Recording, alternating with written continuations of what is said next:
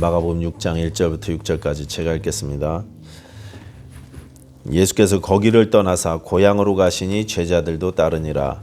안식일이 되어 회당에서 가르치시니 많은 사람이 듣고 놀라 이르되 이 사람이 어디서 이런 것을 얻었느냐? 이 사람이 받은 지혜와 그 손으로 이루어지는 이런 권능이 어찌 됨이냐? 이 사람이 마리아의 아들 목수가 아니냐?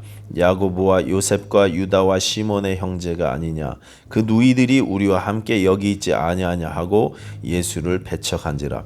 예수께서 그들에게 이르시되 선지자가 자기 고향과 자기 친척과 자기 집 외에서는 존경을 받지 못함이 없느니라 하시며 거기서는 아무 권능도 행하실 수 없어 다만 소수의 병자에게 안수하여 고치실 뿐이었고 그들이 믿지 않음을 이상히 여기셨더라. 아멘. 자, 오늘 마가복음 6장 1절부터 6절까지 말씀을 가지고 마리아의 아들 목수가 아니냐라는 제목으로 말씀 전하겠습니다. 제가 언젠가 고향교회의 주차장에서 어떤 일본 사람을 만난 적이 있습니다. 한 20대 후반 정도 되어 보인 젊은 사람이었는데 자전거를 타고 저희 교회에 왔었습니다.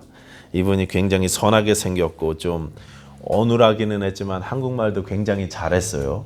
그리고 계속 밝게 웃으면서 이렇게 저에게 친절하게 이야기를 했기 때문에 아주 호감 가는 스타일이다 이렇게 생각했습니다. 처음에 자기를 일본 사람이라고 소개하면서 다짜고짜 이분이 뭐라고 저한테 물어보시냐면 남북 통일에 대해서 어떻게 생각하십니까? 그렇게 통일에 대해서 어떻게 생각하십니까? 그러면서 물어보더라고요. 그래서 제가 우리 민족의 소원은 통일이죠. 우리가 통일을 이루어야죠. 그렇게 대답을 했습니다. 그랬더니 이분이 그 통일을 이루게 해주실 사람을 자기가 안다는 거예요.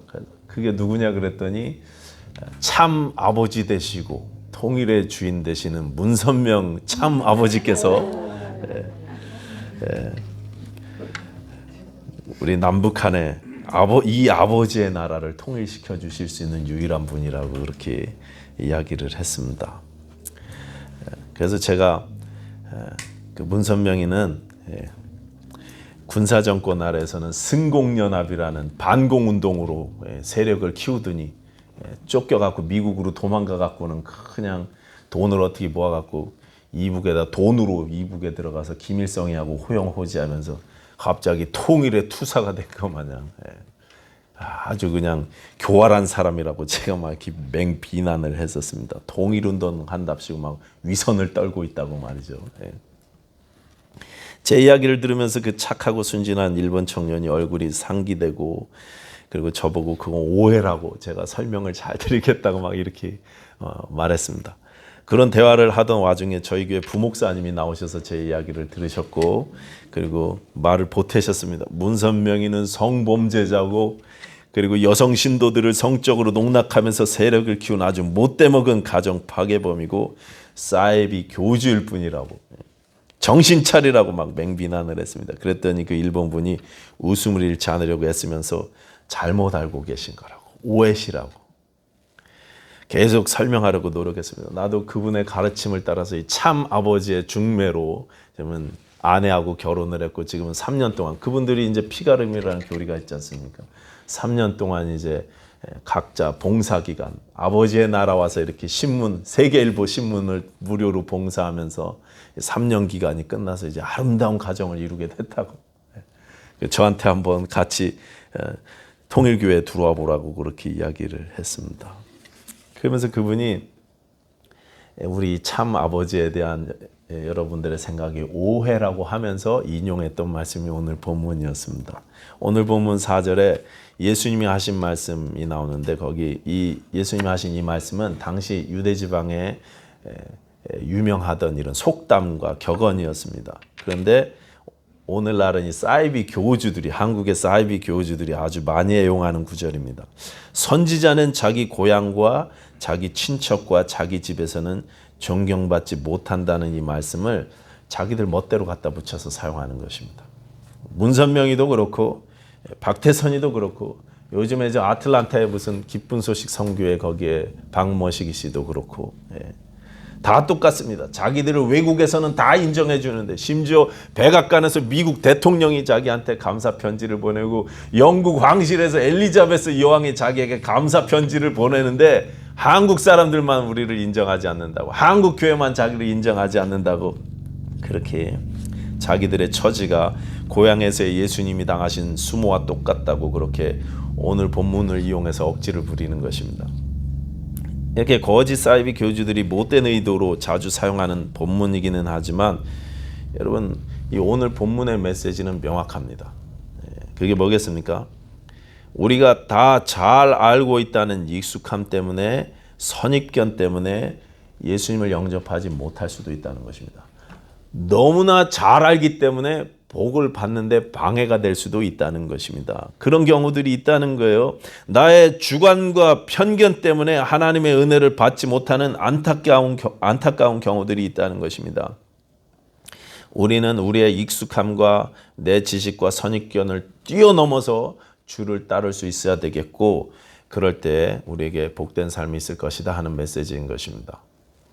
이 사실을 우리가 오늘 한번 확인해 보도록 하겠습니다. 이제 먼저 1절 다시 한번 다 같이 보도록 하겠습니다. 1절 말씀 다 같이 읽겠습니다. 시작. 예수께서 거기를 떠나사 고향으로 가시니 제자들도 따르니라. 예수님이 거기를 떠나서 고향으로 가셨습니다. 여기 거기가 어디입니까? 가버나움이죠. 예수님의 고향은 갈릴리 나사렛입니다.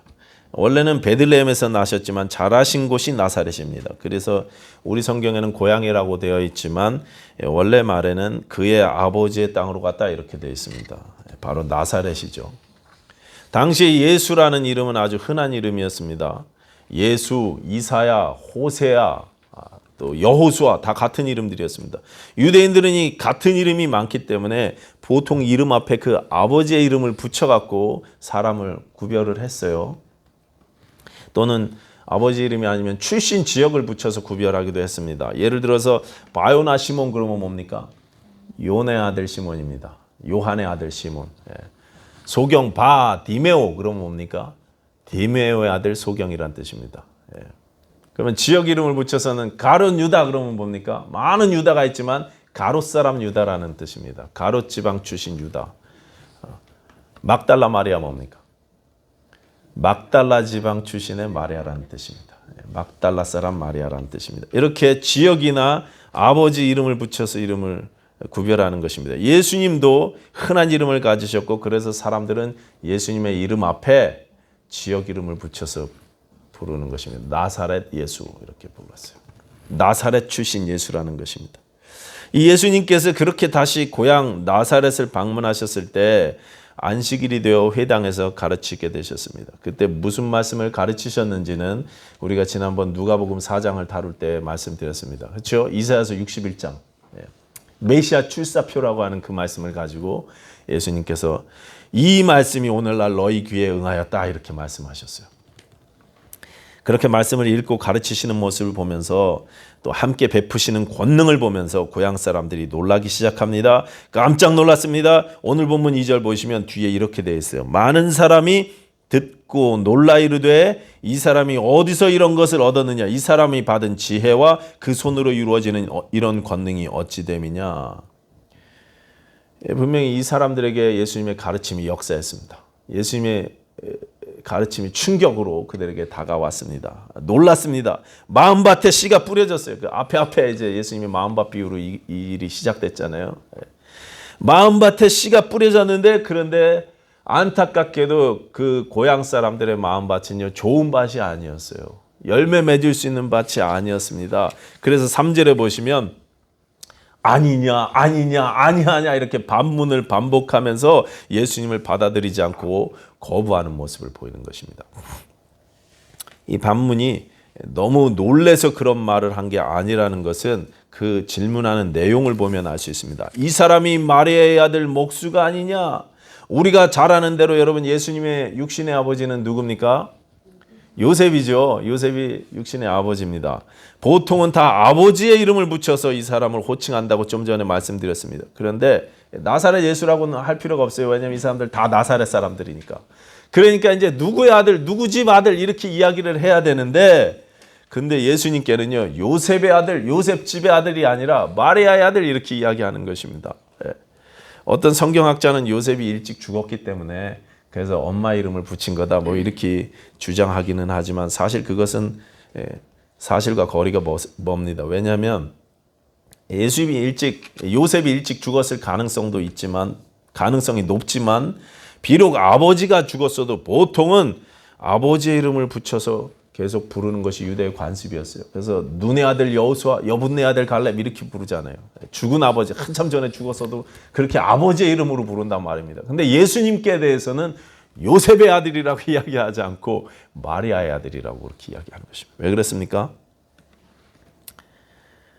우리가 너를 잘 안다는 뜻입니다. 이 조그만 동네 나사렛에서 네가 태어날 때 어떻게 태어났는지 우리가 다 안다는 거예요. 다 봤다는 것이며 네 엄마 마리아가 결혼을 앞두고 어느 날 길에서 너를 낳아 데리고 들어온 것, 아비를 모르는 사생아로 네가 태어나서 목수일하면서 가난하게 살아왔던 네 삶을 우리가 다 안다는 것입니다. 그렇기 때문에 여기 마리아의 아들이라는 말은 아주 모욕적인 표현인 것입니다. 우리가 너의 출생을 안다. 그 뒤로 태어난 네 남동생들과 여동생들도 다 잘 알고 있고 우리가 지금 같이 살고 있다. 너는 존중받을 만한 선지자일 리가 없다. 이런 뜻인 것입니다. 그렇게 말하는 것이 3절입니다. 우리가 너를 너무나 잘 알고 있다는 거죠. 여기 3절 마지막에 예수를 배척한지라 라고 했을 때 배척한다는 말은 걸려 넘어졌다 이런 뜻입니다. 우리말 성경에 풋노트는 실족이라고 되어 있죠. 스캔들이라는 말 여기서 나왔죠. 자신들이 예수님을 너무나 잘 알고 있다는 그 생각 때문에 걸려 넘어졌다는 것입니다. 자신들의 편견과 선입견 때문에 걸려 넘어졌다는 것입니다. 정확히 이야기하면 그들은 예수님을 몰랐어요. 잘한다고 생각했지만 몰랐습니다. 자기들은 잘한다고 생각했지만 전혀 몰랐습니다. 그런데 안다고 착각하는 바람에 너무나 중요한 결단을 하지 못하게 되었다는 말씀입니다. 21세기 침례교회 여러분은 우리 안에는 이런 선입견이나 편견 같은 게 있지 않습니까?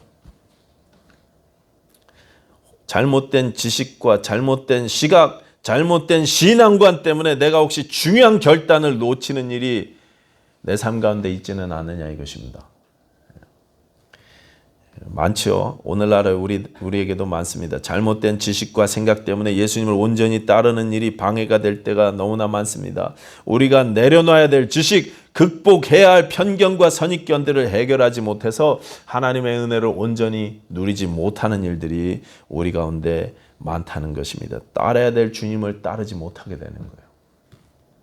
보통 우리가 예수님은 참신과 참 하나님 되신다 이렇게 고백하죠. 참신과 참 하나님.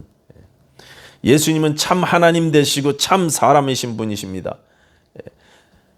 한 인격 안에 신성과 인격을 다 가지고 계셨습니다. 이것을 우리가 이제 참 신과 참 사람 되신 하나님 이렇게 고백하는데 이걸 우리 이성에 맞게 명확하게 설명하기는 너무나 어렵습니다.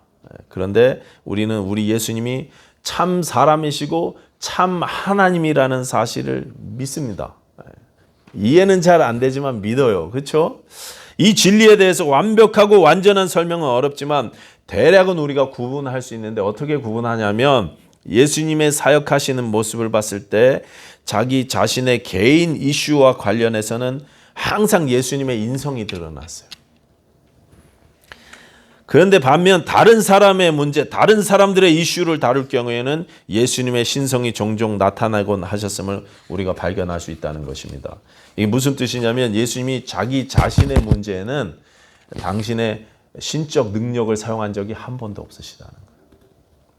사람을 살리기 위해서 하나님 나라의 복음을 위해서는 당신의 하나님 되심을 나타내셨어요. 당신의 신성을 사용하셨습니다. 그런데 자기 자신을 위해서는 한 번도 그런 능력을 사용하신 적이 없다는 것입니다. 그렇기 때문에 오늘 본문에 앞서 쭉 소개된 4가지의 놀라운 기적에 사용하신 하나님의 능력도 예수님은 그렇게 사용하신 거예요. 하나님 나라를 위해서, 사람의 영혼을 위해서, 살리기 위해서 사용하신 것입니다. 자기 자신의 영광을 위해서 자기 자신을 드러내 대접받으시려고 능력을 사용하신 것이 아니라는 말씀입니다. 예수님은 당신의 신성을 사용하셔서 당신이 세상과 만물을 주관하시는 하나님이라는 사실을 보여주면서 그분을 기꺼이 따르라고 우리에게 도전하고 있는 것입니다. 풍랑을 잔잔케 하시고 귀신을 쫓아내시고 불치병을 고치시고 죽은 생명을 다시 살리시면서 이 능력의 주님을 기꺼이 따르라고 오늘 우리에게 도전하는 것입니다.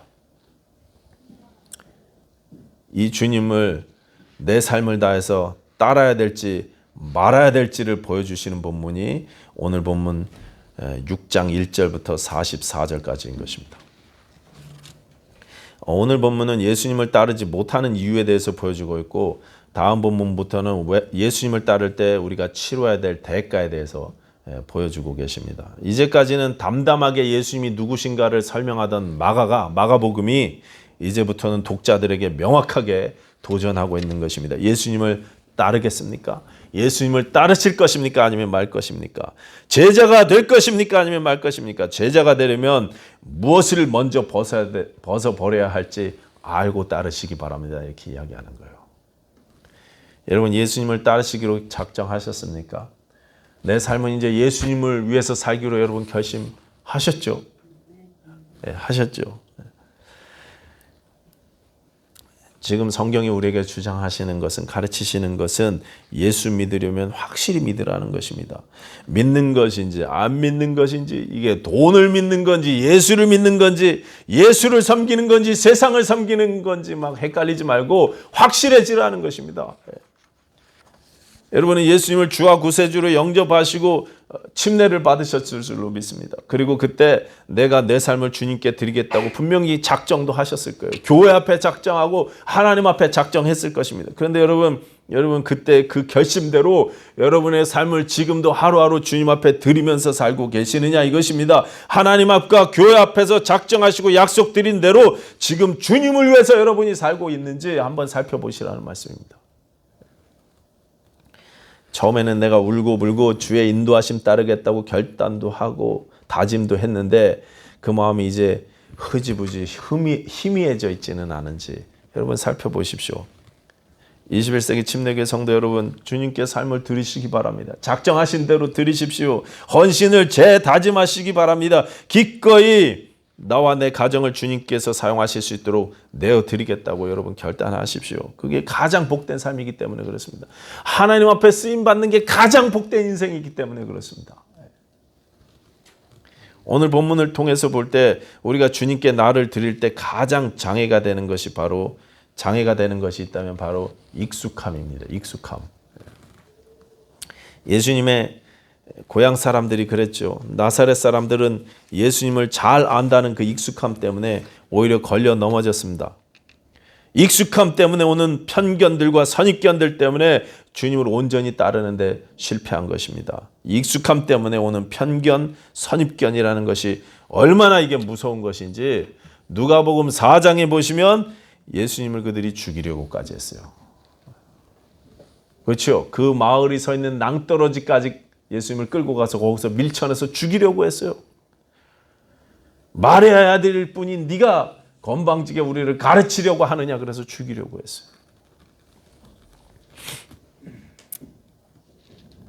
생명의 구주를 따르기는커녕 오히려 해하려고 공격했다는 것입니다. 이 신앙적인 편견이나 선입견을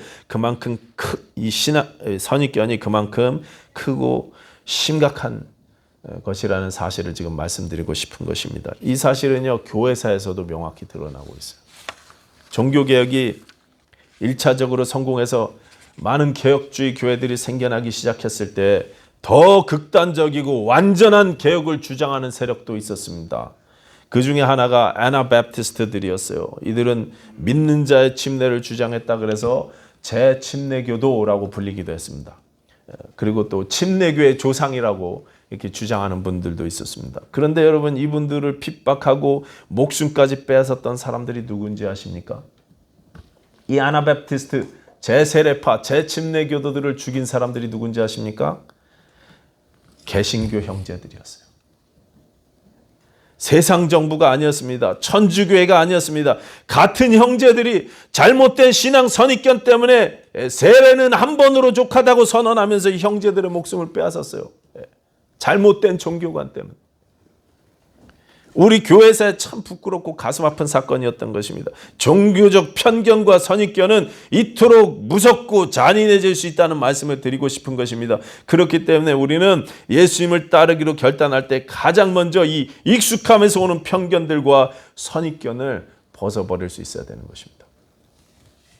너무나 익숙해서 당연히 맞다고, 당연히 내가 옳다고 생각하는 일들이 사실은 틀렸을 수도 있다는 거예요. 저는 침례교인이라서 침례교회 신앙 고백에 대해서 전적으로 제가 동의를 하고 좋아하고 제 삶에 프랙티스합니다. 그런데 너무 우리가 다른 형제를 보면서 다른 교단을 보면서 우리의 가진 신앙으로 다른 사람들을 판단하고 또 이렇게 함부로 평가해서는 안 된다는 것입니다. 그분들 안에도 신앙의 유산들이 있는데 개신교 안에서도 그렇고 크게 보면은요 우리가 천주교회도 있고 또 정교회도 있고 또 저기 천주교에서 갈라진 코프틱 교회도 있고 많습니다. 그런 분들 다 예수님을 주로 고백하는 분들인데 우리가 함부로 우리 신앙의 잣대로 함부로 비난하거나 정죄해서는 안 된다는 것입니다. 신자에게 오는 가장 무서운 익숙함은요, 그건 종교적인 익숙함입니다. 종교적인 익숙함. 종교적으로 너무나 잘하는 거예요. 내가 신앙생활 수십 년을 하다 보니까 이제 교회 생활을 너무나 잘 알고 성경 지식도 많이 가지고 있습니다. 너무나 모든 게 익숙합니다. 능수능란합니다. 기도도 잘하고 성경도 많이 알고 그러다 보니 다른 사람을 향해서도 내 종교적인 익숙함에 잣대를 들이대곤 하는 게 우리의 연약한 모습이에요.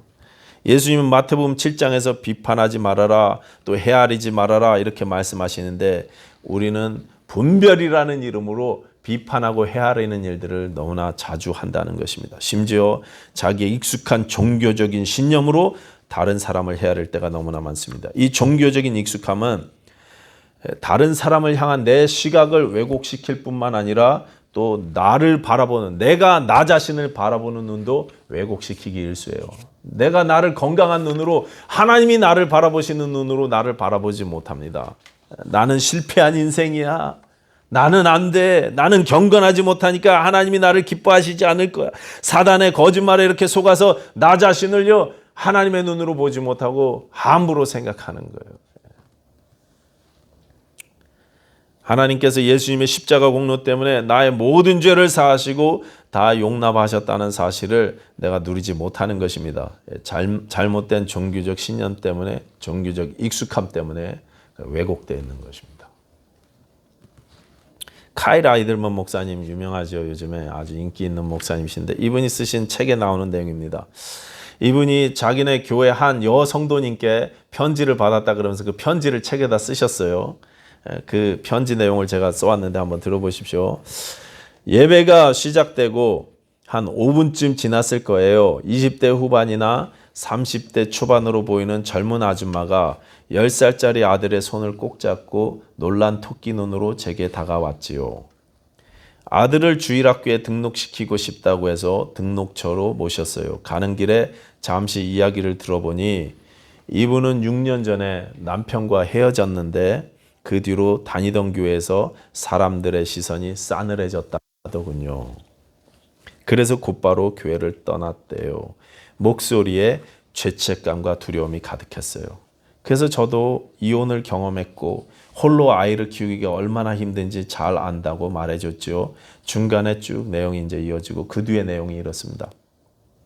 찬양이 끝나고 기도를 하는데 그때 대표기도에 처음 나온 말이 하나님 우리가 어떤 인생길을 걸어왔든 상관없이 용서하고 구원해 주시니 감사합니다 였어요. 문득 옆을 돌아보니 여인의 눈에서 눈물이 주르륵 흐르고 있었어요. 예배가 끝날 때까지 눈물은 멈추지 않았어요. 여인의 두려움과 죄책감이 사라지는 것을 똑똑히 볼 수 있었습니다. 교회 여성도가 새로운 이제 머뭇머뭇 방문하는 분을 교회로 데리고 들어가 갖고 같이 예배 드리면서 옆에서 그 모습을 보면서 감동을 받아 갖고 그날 편지를 써 갖고 담임 목사님에게 전한 거예요. 나중에 이제 예수님을 영접하실 분을 나오라고 이제 교회 예배 시간에 카일 아이들먼 목사님이 알터 콜링을 하시는데 그분이 이제 안절부절 못하더래요. 그래서 이 옆에 계시던 분이 이분이 빨리 집에 가고 싶어 하는구나 이렇게 생각해서 이제 예배 다 끝났으니까 가셔도 돼요. 가서 그 아들 데리고 집으로 가셔도 됩니다. 이렇게 마음 편하게 해드렸답니다. 근데 이분이 하시는 말이 아니라고, 내가 예수님을 영접하고 싶은데 저 앞에 나가야 되는 거냐고 그렇게 물어보더래요. 그래서 내가 같이 나가주겠다고. 앞으로 나가시면 더 좋죠. 제가 같이 나가드릴게요. 그래서 그분을 모시고 강대상 앞으로 같이 나왔다고 합니다. 이분이 강대상 앞으로 나와서 눈물을 흘리고 계실 때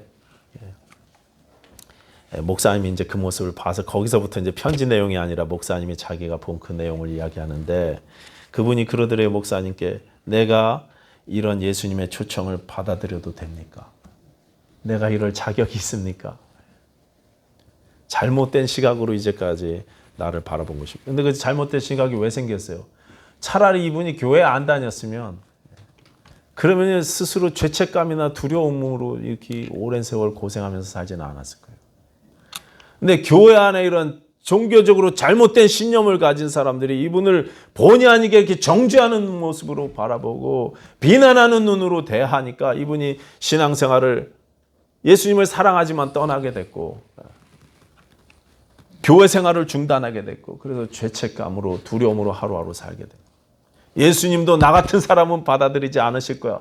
나 같은 실패자는 하나님도 인정해 주시지 않을 거야. 이런 삶으로 살아왔다. 이런 마음으로 살아왔다는 것입니다.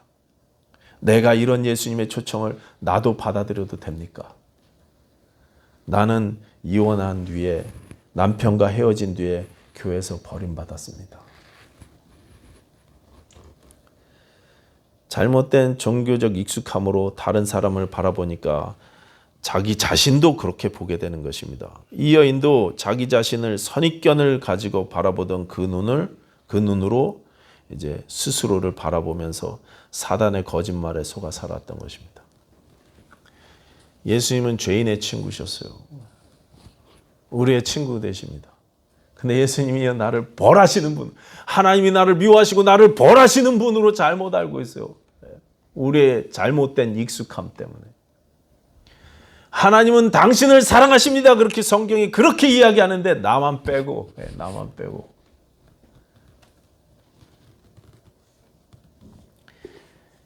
여러분, 우리가 오랫동안 신앙생활을 했고 성경을 많이 접했고 신앙생활을 많이 해왔다고 생각해서 내 안에 오랫동안 잘못된 방향으로 굳어져 버린 이런 익숙함들이 많이 있다는 사실을 여러분 한번 생각하셔야 됩니다.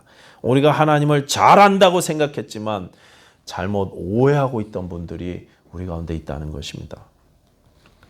이런 잘못된 편견 때문에 다른 사람을 오해하고 나 자신을 하나님의 눈으로 바라보지 못합니다. 하나님의 은혜를 누리지 못하고 온전하게 예수님을 따르는 제자의 삶을 살지 못할 때가 우리에게 종종 있다는 것입니다. 그래서 하나님을 알게 되기를, 바로 알게 되기를 여러분 사모하십시오. 성경에서 말씀하시는 예수님을 온전히 바로 알게 되기를 여러분 소원하시기 바랍니다. 그리고 예수님을 따르십시오. 예수님께 삶을 바치시기 바랍니다. 내 인생의 가장 귀한 분이 예수님이라고 여러분 고백하십시오. 돈이 아니라 예수님이라고, 내 자식이 아니라 예수님이라고 여러분 인정하시기 바랍니다. 인정하십시오. 내 잘못된 생각들, 내 종교적인 편견들, 오랫동안 익숙하게 굳어져 버린 선입견들을 다 내려놓고 온전한 마음으로 예수님을 따를 수 있게 해달라고 하루하루 간절히 기도하시는 저와 여러분들 되셨으면 좋겠습니다. 우리 안에 있는 종교적인 편견들이 다 무너지고 온전히 하나님께 영광 돌릴 수 있는 우리 21세기 침례교 되기를 축원합니다. 기도하겠습니다.